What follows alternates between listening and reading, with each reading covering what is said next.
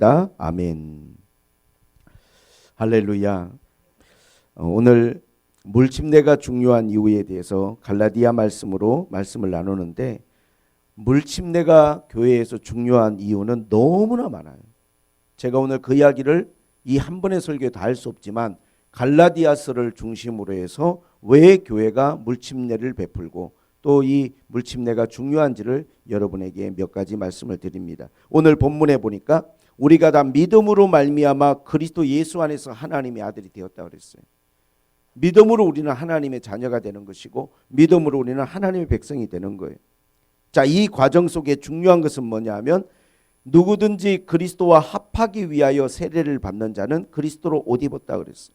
우리가 교회를 다니면 교인이라고 그러죠. 그 교회 한마디로 말하면 회원이에요. 그 교회 공동체의 일원이 될 수 있는 거예요. 여러분이 교회에 와서 등록하고 이 교회에 예배를 드리고 이 교회에서 함께 섬기면 이 교회 공동체가 되는 거예요. 그러나 교회를 다니고 등록을 해서 교회 공동체가 되었다고 그 사람이 다 그리스도의 공동체의 일원이냐, 그것은 다른 문제예요. 우리가 교회를 다니지만 우리가 언제 그리스도인으로서 하나의 연합이 되고 공동체가 되느냐, 그것을 오늘 성경에 보니까 우리가 그리스도와 합하기 위하여 세례를 받는다 그랬어요. 우리가 세례를 받는 가장 중요한 이유 중에 하나를 갈라디아서는 그리스도와 합하기 위하여라고, 영어로는 into, 그리스도 안으로 들어간다, 그리스도와 연합된다라고 하는 그런 의미로 우리가 세례를 받는다는 거예요. 세례는 우리가 그리스도와의 연합을 위해서 받는 것입니다. 이것에 대해서 조금 더 상세하게 설명한 말씀이 로마서 6장에 3절부터 5절까지 나와 있죠. 무릇 그리스도와 합하기 위하여 세례를 받은 우리는 그의 죽으심과 합하여 세례를 받은 줄을 알지 못하느냐. 그러므로 우리가 그의 죽으심과 합하여 세례를 받음으로 그와 함께 장사되었나니, 이는 아버지의 영광으로 말미암아 그리스도를 죽은 자 가운데서 살리심과 같이 우리로 또한 새 생명 가운데 행하게 하려 함이라. 만일 우리가 그의 죽으심과 같은 모양으로 연합한 자가 되었으면 또한 그의 부활과 같은 모양으로 연합한 자가 되리라. 여러분, 그리스도와 합하기 위하여 세례를 받고 또 세례를 받음으로 그리스도와 연합되었다 그랬어요. 연합되었다. 우리가 교회 안에서 이 세례가 중요한 이유는 단지 교회의 일원과 멤버로서 우리가 신앙생활만 하는 게 아니라 그리스도 안으로 들어가서 그리스도와 내가 연결되고 연합되기 위하여 세례를 받는 거라는 거예요. 그러니 얼마나 이 교회 생활은 세례가 중요한 의식이고 이것이 얼마나 우리에게 하나님 앞에 귀중한 것인지 몰라요.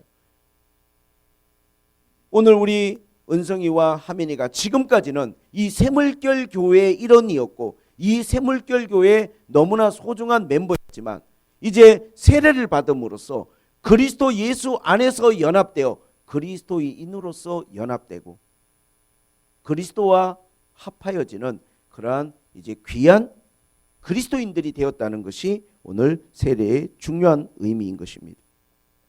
이렇게 우리가 그리스도와 합하여 세례를 받은 사람들에게는 그리스도로 옷을 입혀준다는 거예요. 눈에는 안 보이지만 우리가 그러한 세례를 받을 때 사도 바울은 그리스도의 옷을 입었다 그랬습니다.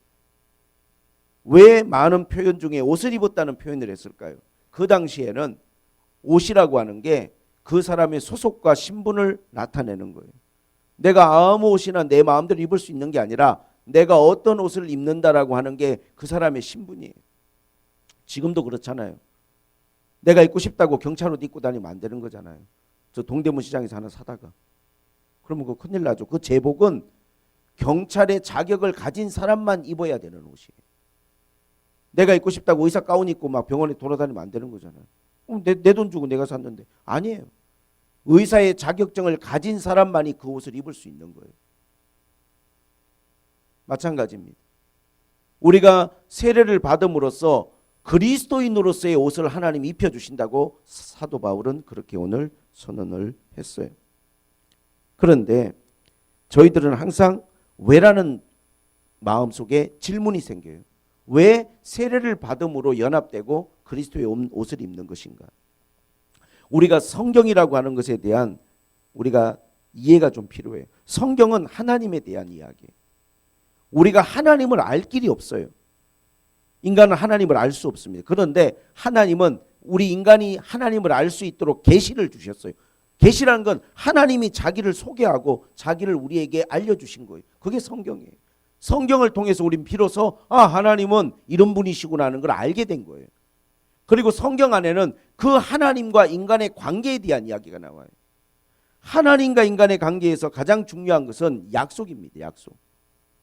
그런데 이 약속이란 게 사람과 사람과의 약속처럼 이루어지는 건 아니에요. 때로는 우리가 다 이해할 수 없는 하나님 우리에게 주는 약속이 있어요. 예를 들면 하나님께서 아브라함에게 할례를 요구하셨어요. 너와 네 자손들은 할례를 받아라. 난지 8일 만에.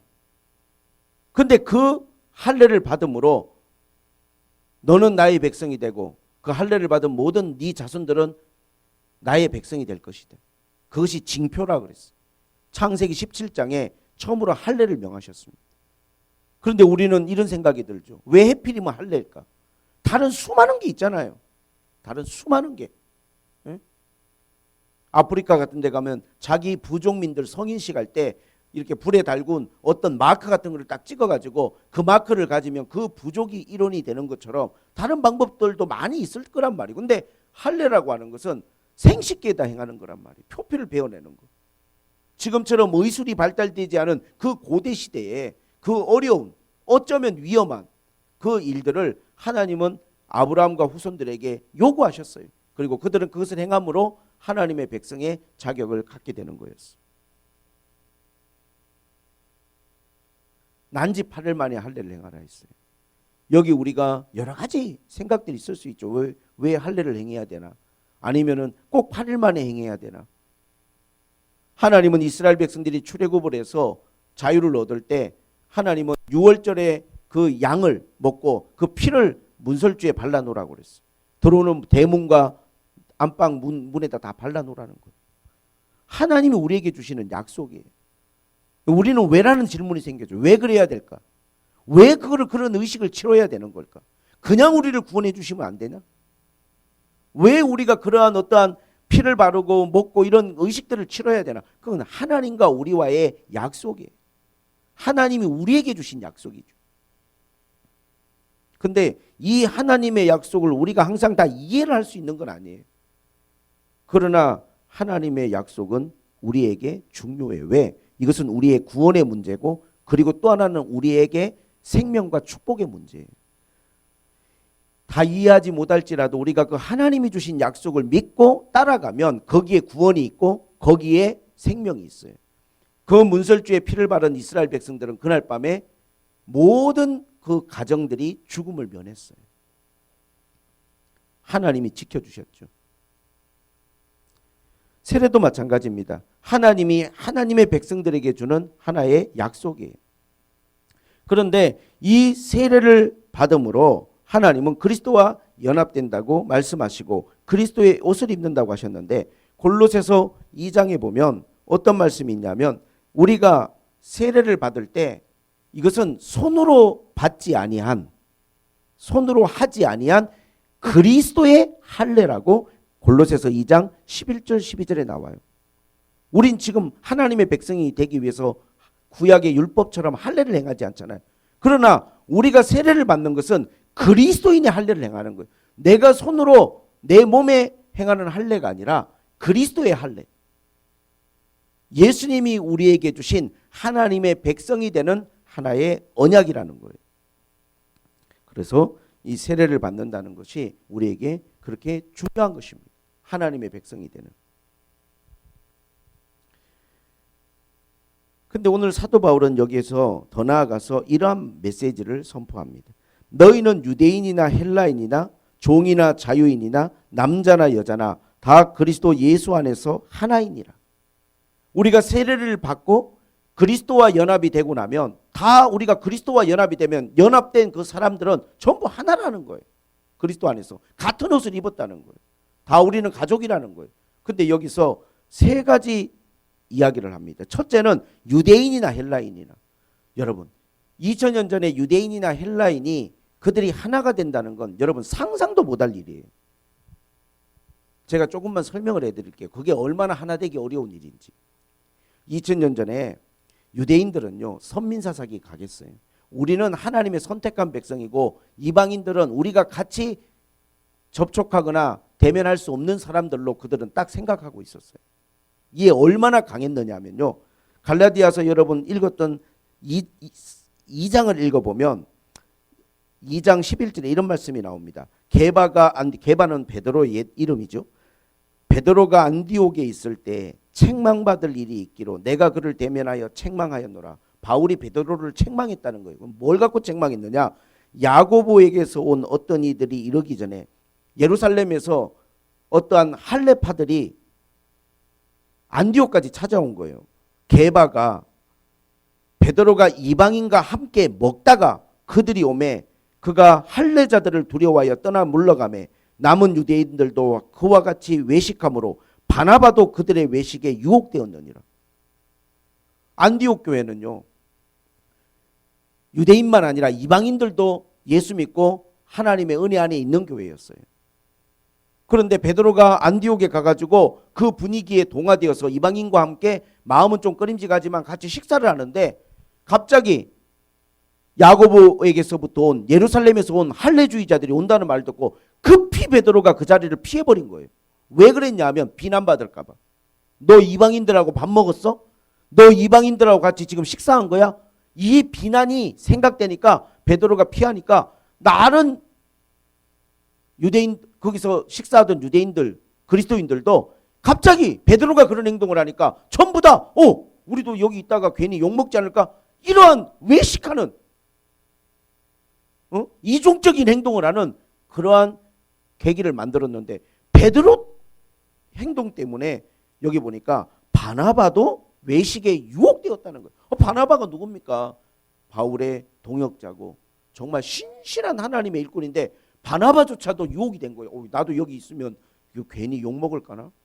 이들과 함께 식사하는 여기에 내가 같이 어울렸다고 그런 소리 들으면 나도 이런 유혹을 받은 거예요. 이걸 가지고 바울이 베드로를 책망했어요.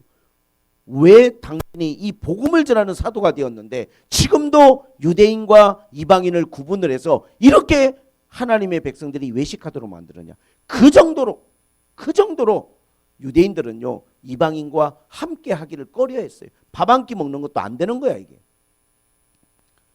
사도행전 10장을 보면 베드로가 요바에 있을 때 고넬료의 가정을 전도하라는 하나님의 말씀을 들었는데 하나님이 말씀하시는데 거절했다니까. 저는 이방인에게는 못 간다고. 하나님 제가 어떻게 이방인에게 가서 복음을 전합니까? 저 이방인들에게 가서는 복음을 못 전합니다. 하늘에서 보자기가 내려온 거예요. 그 보자기 안을 들여다봤더니 절대 먹으면 안 되는 율법의 징그러운 음식들 막 뱀, 개 이런 막 먹을 수 없는 절대 부정하다고 먹지 마라 음식들이 가득 들어있는 보자기. 근데 하나님이 그걸 먹으라는 거예요. 아니 하나님이 이걸 어떻게 제가 먹습니까? 저 못 먹습니다. 다시 또 내려왔어요. 베드로야 먹어라. 3번을 베드로에게. 이건 뭘 의미하는 거냐면요. 유대인들이 이방인들을 어떻게 생각하고 있는 걸 말해. 그 정도로 경멸하고 징그럽게 생각하고 절대로 가까이 할 수 없는 사람들로 거리감을 두는 거예요. 그런데 이 모든 벽을 허물고 하나 되게 하는 게 뭐라고요? 너희가 세례를 받을 때 그리스도와 연합되는 것이고 그리스도의 옷을 입음으로 이제는 유대인이나 헬라인이나 다 하나라는 거예요. 유대인이나 헬라인이나. 세례 받은 사람들은 다 그리스도 안에서 우리 하나가 됐다는 거예요. 그 다음에 또 두 번째는 여기 뭐라고 했냐 하면 자유인이나 종이나 자유인이나 하나라는 거예요. 여러분 2000년 전에 종이나 자유인이 하나가 된다는 건 이건 상상도 할 수 없는 일입니다. 그 당시에는 노예제도가 있는 때였고 전쟁 포로로 노예가 되면요 그 주인에 속한 하나의 재산일 뿐이에요. 생사 여탈권이 절대적으로 주인의 손에 주어집니다. 주인은 그냥 주인이 아니에요. 돈을 주고 산 거예요. 제가 어제 설교했죠. 노예 시장의 노예들이 그 당시에 얼마나 활성화가 되어 있었던지 숫자를 헤아릴 수 없을 정도로. 왜? 전쟁을 너무 많이 하니까. 로마는요, 전 세계를 상대로 전쟁을 했거든요. 전쟁을 하면 반드시 거기서 노예를 잡아옵니다. 노예를 잡아오는데 건장한 남자 노예는요, 값이 120 드라크마예요. 그것은 얼마 정도 되느냐? 한 사람이 받는 품값을 제가 15만 원이라고 계산하면 180일 일한 거니까 1,800만 원이야. 노예 한 사람이. 그러니까 포보다 비싸죠. 왜? 노예가 할 일이 많잖아요. 노예는 사람이기 때문에 얼마나 시킬 게 많아요. 농사부터 시작해서 모든. 그래, 그 정도의 돈을 투자해서 노예를 사는 거기 때문에 주인은 노예에 대해서 절대적인 권한을 갖는 거예요. 그리고 이거는 자기의 가장 큰 재산이에요, 이게. 얼마나 그 당시에 노예가 많았느냐 하면요, 어떤 원로원의 집에는 자기 집에 데리고 있는 노예만 4,000명이었대. 돈이 얼마입니까, 이 계산하면. 그래서 가세가 기울면요, 노예를 내다 파는 거예요, 시장에다가. 그래갖고 그걸 메우기도 하고, 또 돈이 좀 생기면 노예를 사는 거예요. 투자하는 거죠. 주식 투자하듯이, 부동산 투자하듯이. 왜? 나중에 이 노예가 자식 낳고 번성하면요, 다 이게 재산이 되니까. 노예가 거래의 대상이에요. 그래서 주인들이 노예에 대해서요, 가지고 있는 생각은요, 철저하게 자기의 소유고 재산이에요. 죽이고 살리는 것까지요, 법이 적용되지 않아요. 주인에게 맡겨져 있는 거예요. 그런데 어떻게 종과 주인이 하나가 될 수 있습니까? 2000년 전에 바울이 이런 말을 한다는 건 상상도 할 수 없는 일입니다, 여러분. 그런데 너희가 그리스도 예수 안에서 세례를 받고 그리스도와 연합되면 그리스도의 옷을 입은 것이고, 유대인이 이방인과 하나가 될 수 있는 것처럼 종과 자유인이 하나가 될 수 있다는 거예요. 이런 선언은요, 지금으로도 이거는 상상도 할 수 없는 것이고, 노예 제도가 있던 그 당시에는요, 이건 너무나 충격적인 이야기입니다. 세례가 이런 정도의 사람과 사람 사이에 엄청난 모든 가치들을 다 깨뜨리는 그러한 의미와 그러한 중요성을 갖는 의식이었어요. 종이나 자유인이 하나가 된다. 상상도 할 수 없습니다. 그리고 세 번째로 보니까 뭐라고 말했냐면, 남자와 여자가 하나가 된대. 남자와 여자가 다 그리스도 안에서는 하나라는 거예요. 남자와 여자. 남자와 여자의 차이는 이건 뭐 엄청난 차이였습니다. 지금은 그러한 것들이 차별이라고 하는 것 때문에 많이 없어졌는지 몰라도, 우리나라도 100년, 200년 전만 가면요, 여자분들은 엄청난 차별을 받았어요. 여자란 이유 때문에. 우리 어느 나라를 말할 거 없어요. 고대로 가면 여자들은 성경에만 딱 봐도 여러분 뭐가 나옵니까? 숫자를 안 세리잖아요. 숫자를. 심지어 성경에도 숫자를 세릴 때 남자는 몇 명이 먹었더라, 남자는 몇 명이었더라, 남자 위주로만 세리는 거예요. 그래서 여성 해방하고 운동하시는 분들이 성경 보면서 성경도 이거 여성 차별한다고 그렇게 막 이야기하는 거예요. 심지어 유대인들은 날마다 했던 매일 기도 가운데 이런 기도가 있었대요. 여자로 태어나지 않은 걸 감사합니다. 왜? 너무나 차별을 받으니까.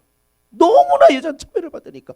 내가 이방인으로 태어나지 않은 걸 감사하고, 내가 종으로 태어나지 않은 걸 감사하고, 여자로 태어나지 않은, 이 세 가지를 그렇게 감사 기도를 유대인 남자들이 했다는데, 이 세 가지를 다 이야기해요. 지금도요, 아프가니스탄, 사우디, 이란, 중동부 21세기에 2022년에도 여자들이 히잡 쓰고 다니는 나라가 있어요. 이 더운데.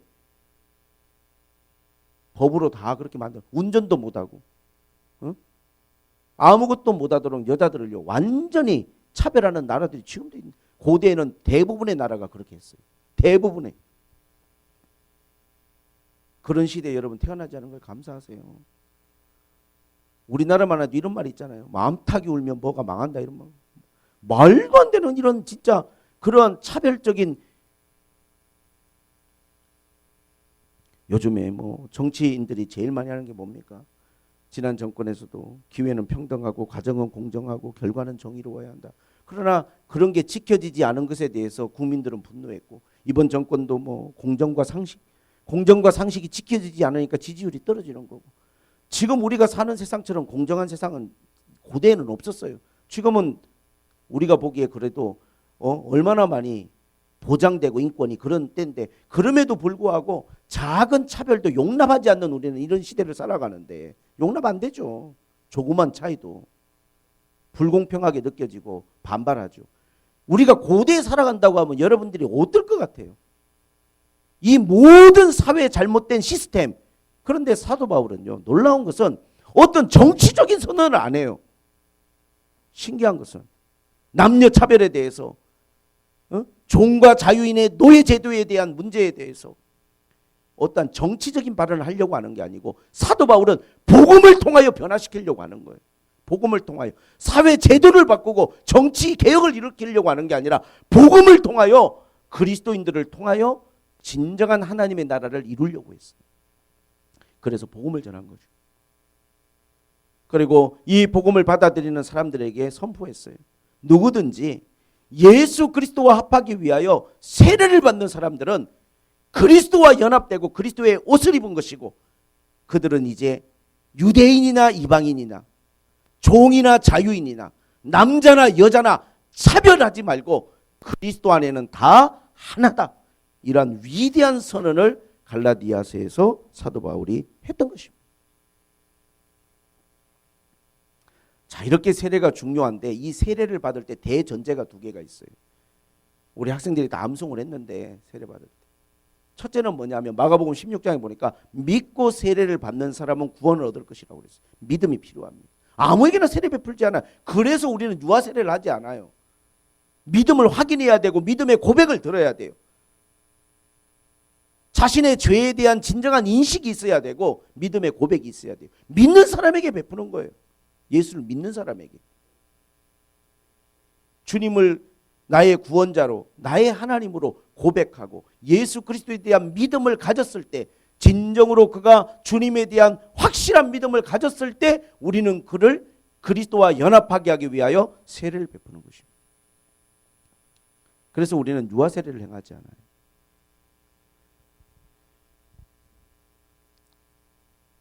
이 캐톨릭 교회와 우리가 세례를 베푸는 데 가장 큰 차이는, 캐톨릭 교회는요, 다 유아 세례, 아기 태어나면 벌써 다 세례를 베풀어요.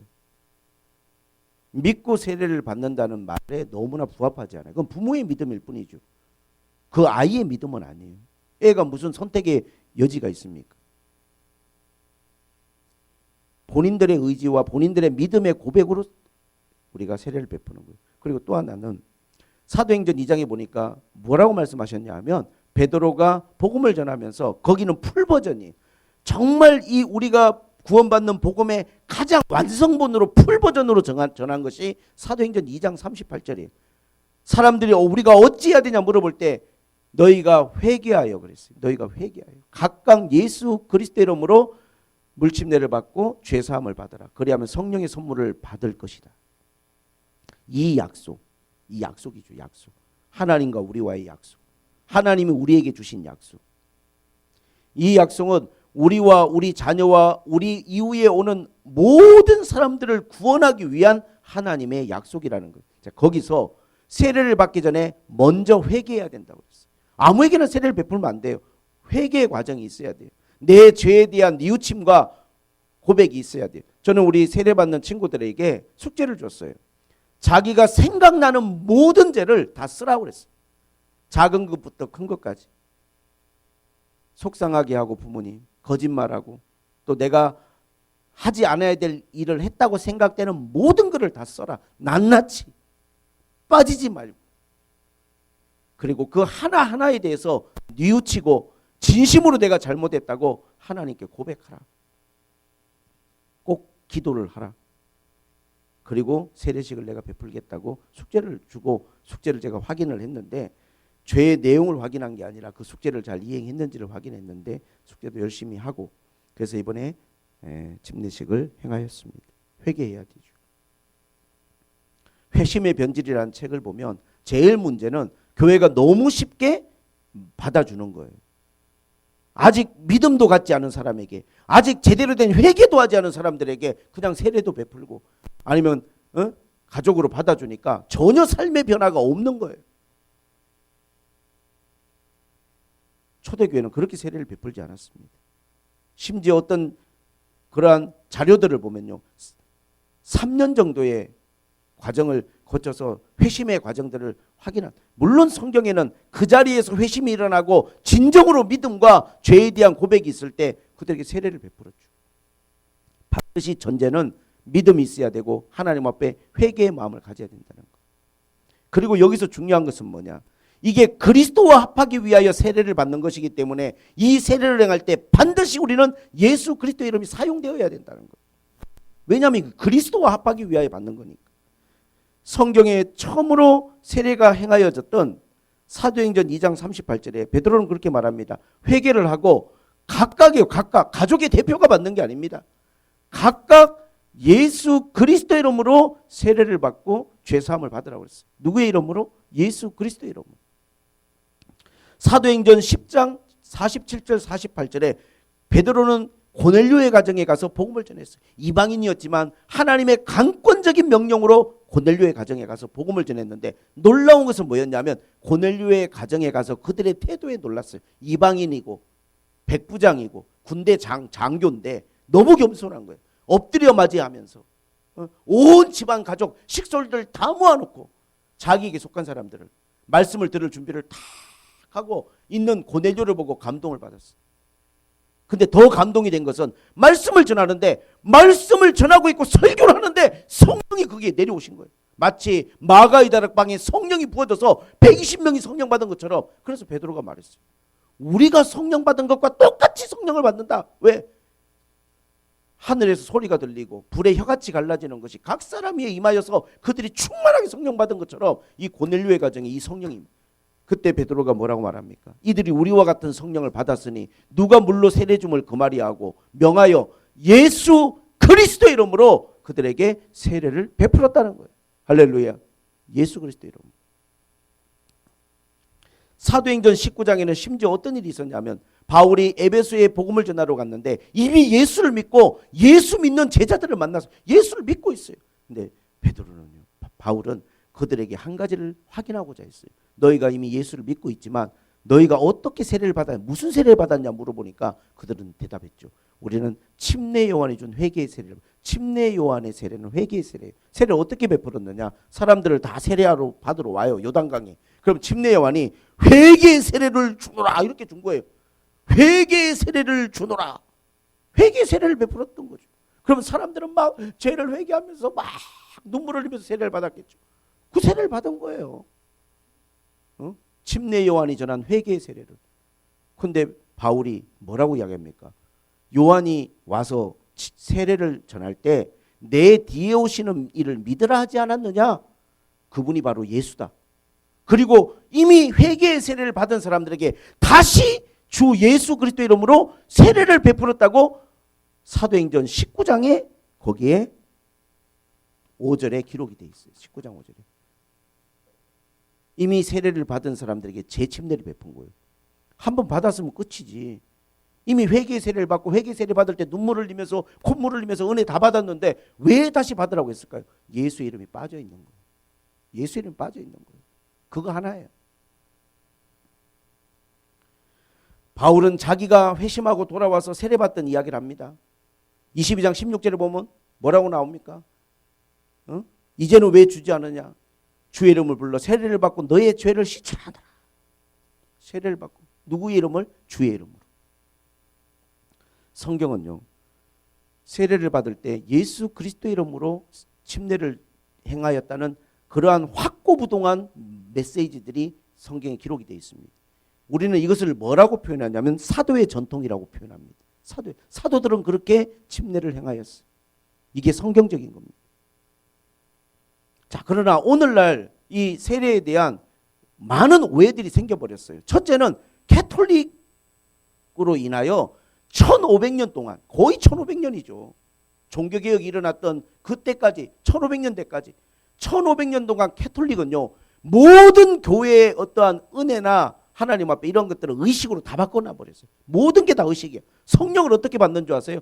기도해서 하나님 앞에, 뜨거운 하나님 앞에 불같은 성령을 받는 게 아니라 그냥 입안에다 뭐 밀어 넣어주고 그게 그냥 다 하나님 앞에 성령 받은 의식이 돼버려요. 세례도 그냥 유아 세례부터 베풀어 갖고 다 그냥 하나님의 백성이 되는 의식이 돼 버리고, 회개도 그냥 신부님 만나 가지고 내 죄를 고해성사하면서 그냥 다 그렇게 그냥 하나님께 회개하는 게 아니라 고해성사를 통해 의식을 다 만들어 버리고, 의식을, 모든 게 다 의식이에요. 사람이 1500년 동안 거기에 전부 익숙해져 버린 거예요. 그래서 종교개혁을 했어요. 왜? 의식은요, 뭘 만들어냈냐면 그러한 도구마, 하나님의 어떤 사람들이 그런 의식이나 교리들을 만들다 보면요, 거기는 오류가 생겨요. 그건 하나님의 약속이 아니거든요. 사람이 만들어낸 거지. 면죄부 같은 게 생긴 거예요. 면죄부. 성당 짓는데 돈이 필요하니까 면죄부를 팔아먹는 거예요.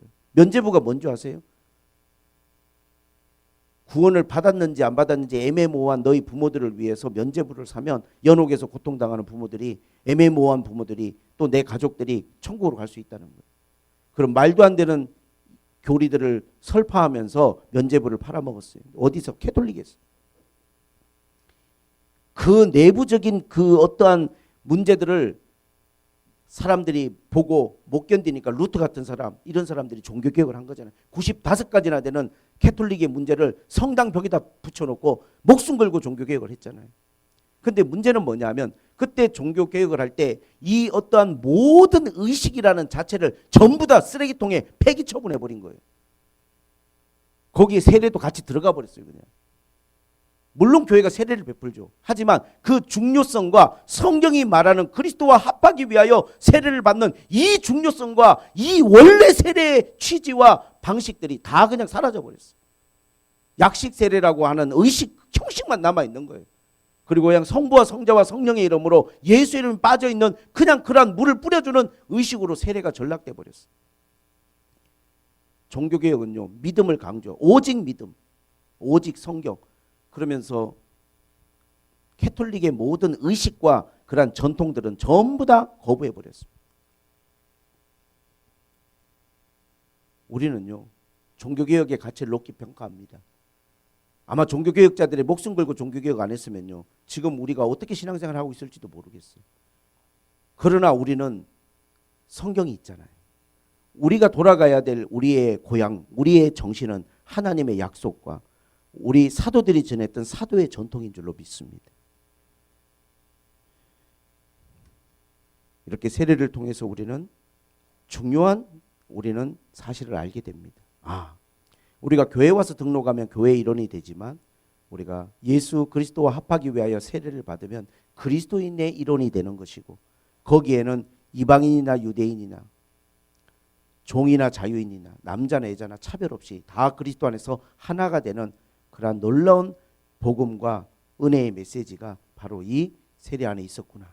바울은 이 세례를 통하여 하나 되게 묶었어요. 오늘 우리 세례를 받은 예수 이름으로 거듭난 우리 귀한 우리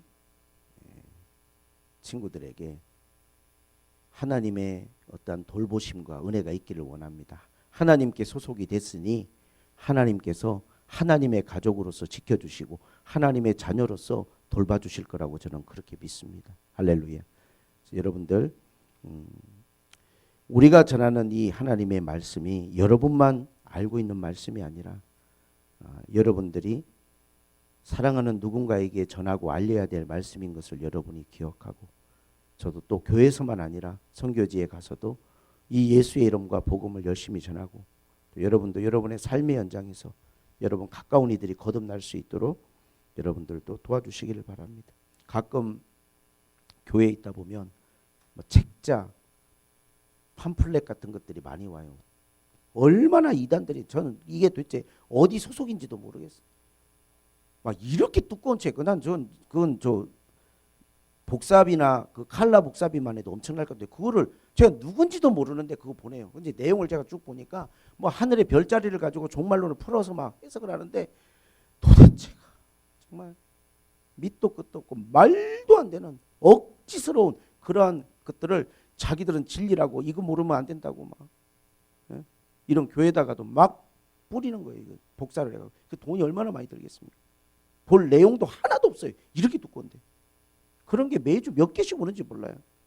근데 우리는 정말로 하나님이 주신 이 말씀에 정말로 우리가 뿌리를 가지고 예수를 믿고 복음을 전하는데 우리가 하나님 앞에 뜨거운 마음을 갖고 하나님 앞에 열심을 가져야 되지 않겠습니까? 이번에 홍수로 이 폭우로 여러 명이 목숨을 잃을 때 자기 목숨 걸고 구해준 몇몇 사람들의 모습이 보이더라고요. 진짜 안 도와줬으면 죽을 수밖에 없는 사람들인데 자기 목숨 걸고 지하에서 끌어내는 분, 예? 막 헤엄쳐서 이렇게, 예? 안전한 곳으로. 왜? 일반인들이에요. 예? 기관에서 나온 분들이 아니라 자기 목숨을 걸고 누군가를 구한다는 거 쉬운 게 아니잖아요. 예? 그러나 그 사람은 만약에 그 사람의 도움이 없었다면 거기서 죽을 수밖에 없었겠죠. 우리도 마찬가지입니다. 여러분과 저에게 예수의 이름과 복음을 주셨으니까 우리가 조금 더 하나님 앞에 그런 사명을 가지고 하나님 앞에 기도하고 영혼 구원에 대한 우리가 마음을 가졌으면 좋겠습니다. 하나님 아버지 감사합니다. 오늘 갈라디아서를 중심으로 세례의 중요성을, 물침례의 중요성을 공부했습니다. 오늘날 이 모든 말씀들이 많이 희미해지고 약해져 버렸지만 우리는 이 하나님의 말씀에 분명한 뿌리를 가지고 복음을 전하고 또 그리스도와 합하기 위하여 세례를 베푸는 그러한 교회가 될 수 있도록 하나님이 지켜주시고 저희들을 도와주시옵소서. 예수님의 이름으로 기도하옵나이다. 아멘.